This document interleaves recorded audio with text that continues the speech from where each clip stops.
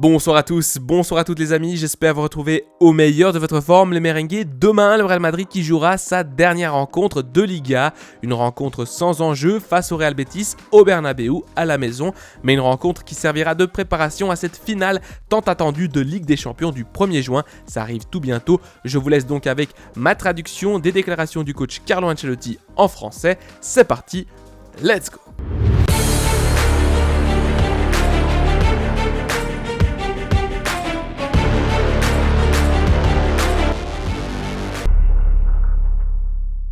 Question numéro 1, demain c'est le dernier match de championnat au Santiago Bernabéu et le dernier avant la finale de la Ligue des Champions. Comment l'équipe aborde-t-elle ce match avant l'objectif du 1er juin? Je vous en remercie.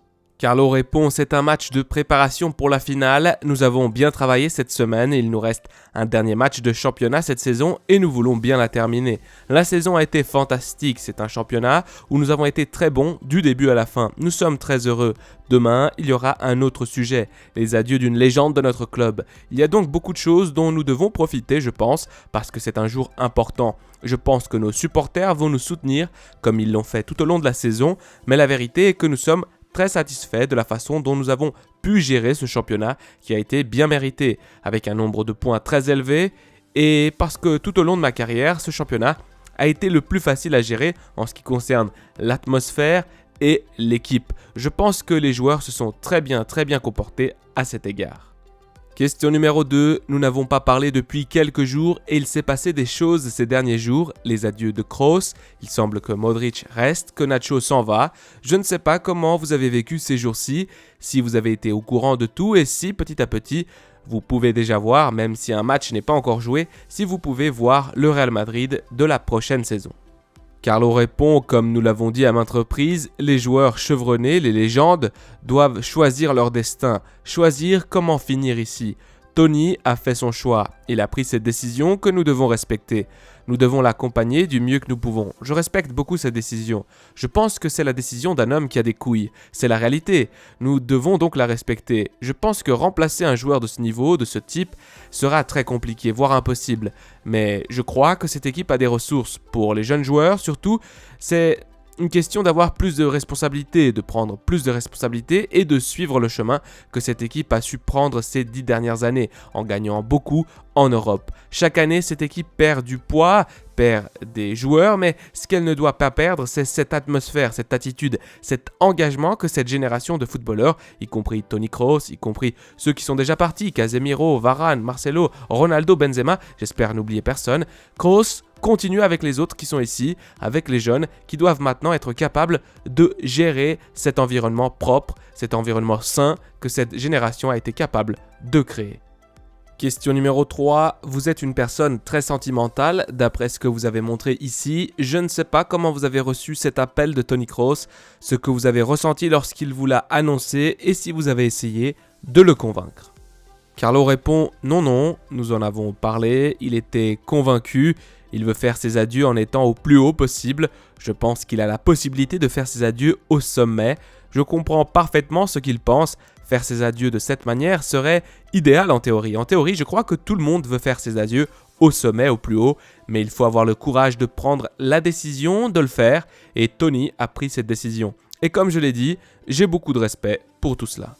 Question numéro 4, comment s'est passé ce moment pour vous? Comment pouvez-vous l'expliquer? Avec Casemiro, vous avez dit que vous aviez versé des larmes et vous avez dit qu'il était très difficile de remplacer Kroos. Y a-t-il quelqu'un dans le contexte mondial actuel qui peut jouer le rôle de Kroos avec l'expérience, la qualité, le poids qu'il a dans une équipe? Y a-t-il quelqu'un qui puisse être un peu comme lui? Carlo répond, d'un point de vue technique, il est très difficile de trouver un joueur ayant les caractéristiques de Kroos, mais ce n'est pas à quoi nous pensons pour l'instant.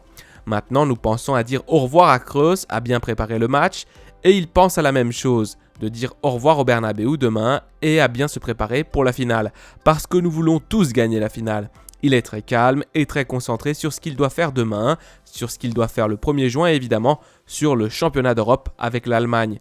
Comme nous l'avons dit lors de la dernière conférence de presse, c'est un Allemand.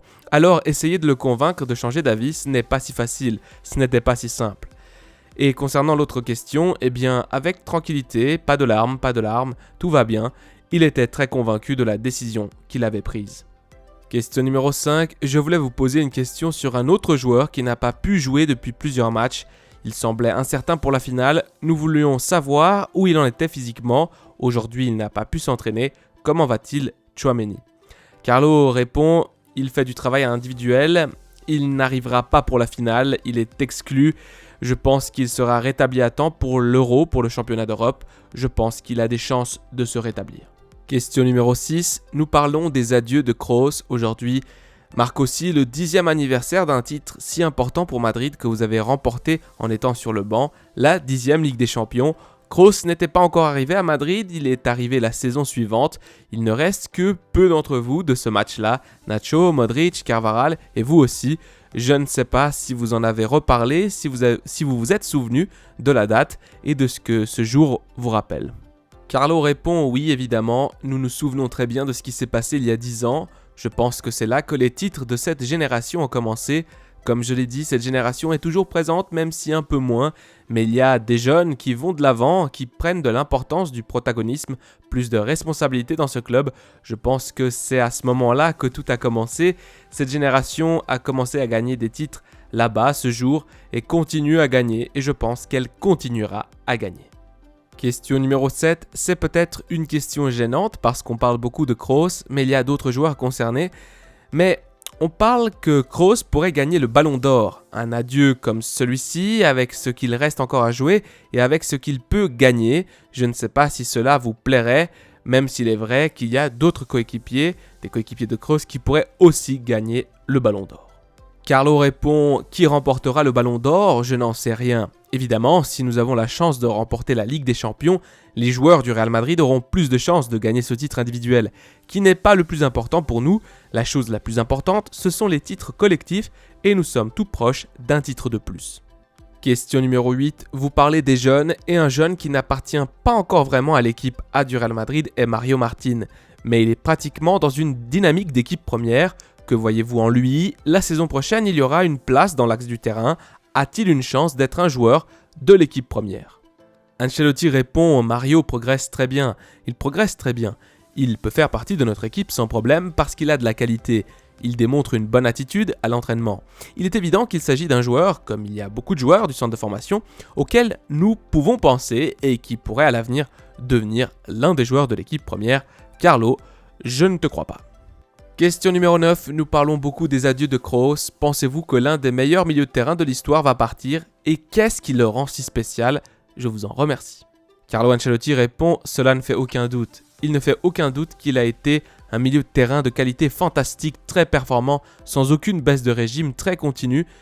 Il est l'un des rares à savoir gérer, l'un des meilleurs pour gérer le tempo des rencontres avec la possession du ballon. Il a un taux de réussite de passe unique. Il est évident qu'il a beaucoup apporté au football et pas seulement au Real Madrid, car je pense qu'il a été et continue d'être l'un des meilleurs milieux de terrain de l'histoire du football. Question numéro 10 les amis, il ne reste plus que 2 matchs à Toni Kroos sous le maillot du Real Madrid et il pourrait s'agir là de ses 2 meilleurs matchs en tant que joueur, mais j'aimerais vous demander, à partir de ce que vous avez vu de Toni Kroos, quel est le match que vous aimeriez retenir ou celui que vous avez le plus aimé? Qu'est-ce qui vous vient à l'esprit? Carlo répond, il est difficile de parler d'un seul match car comme nous l'avons dit, il a toujours joué avec beaucoup de continuité. Je pense qu'il a toujours donné le meilleur de lui-même et il est donc très difficile de citer un match où il s'est plus distingué parce qu'il s'est toujours distingué. Ses qualités, il a toujours été à un très haut niveau dans chaque match qu'il a réalisé. Question numéro 11. Vous qui êtes un admirateur du sport et de ses valeurs, aimeriez-vous voir Kylian Mbappé aux Jeux Olympiques? Carlo qui répond, c'est un problème que l'équipe française doit prendre en charge. Je ne m'occupe pas de cette question et j'ai le temps. Si j'ai le temps, j'aime regarder les Jeux Olympiques, surtout les athlètes italiens. Question numéro 12, nous parlons de la retraite de Toni Kroos. Il y a d'autres joueurs madrilènes qui malheureusement sont aussi en fin de carrière. Est-ce difficile de quitter le football? Est-il difficile de faire ce que Kroos a fait par exemple, qui est un cas unique, à un stade très élevé de sa carrière au sommet? Il a dit que c'en était assez. À quel point est-il difficile de dire « ça y est, je vais quitter ce qui était ma vie ». Carlo répond « je ne sais pas, je pense que cela dépend de chaque personne. Chacun considère que c'est difficile, que c'est simple, Que c'est le bon moment pour le faire ou non, cela dépend du caractère de chacun. Je ne pense pas que ce soit difficile pour Tony, parce que si c'était difficile pour Tony, il pouvait continuer sans aucun problème. Il a pensé que c'était la décision la plus appropriée à ce moment-là. Je ne pense donc pas que cela a été difficile pour lui ni pour moi, parce que moi, en tant que joueur, j'avais une autre idée de la façon de continuer dans le monde du football. Cela n'a pas été si compliqué pour moi. Pour d'autres joueurs, ce sera peut-être un peu plus compliqué. Cela dépend de chacun. Dernière question numéro 13. La saison dernière, il semblait que Nacho allait quitter le Real Madrid et il a finalement reconsidéré sa position et est resté. Cette année, il avait également pris sa décision. Je ne sais pas si vous pensez qu'il peut y avoir un changement d'avis de dernière minute, si c'est réversible, si vous pensez que Nacho peut finalement rester au Real Madrid. Carlo Ancelotti répond « Je ne pense pas qu'il ait déjà décidé de ce qu'il allait faire. Nous attendons, mais nous ne sommes pas pressés parce que je pense que l'idée que Nacho a, comme celle des autres, dont les contrats se terminent bientôt, est de bien finir la saison et ensuite, ils auront tout le temps de choisir ce qu'ils veulent faire pour la saison prochaine. L'idée actuelle de tout le monde, c'est la même, et c'est la même chose pour Toni Kroos, c'est d'essayer de gagner la numéro 15. » Mes amis merengues, cette vidéo touche à sa fin. Comme d'habitude, j'aimerais prendre un petit moment pour vous remercier pour les pouces bleus, pour les commentaires et pour tout le soutien. On est déjà 12 000 sur cette chaîne, ça fait extrêmement plaisir.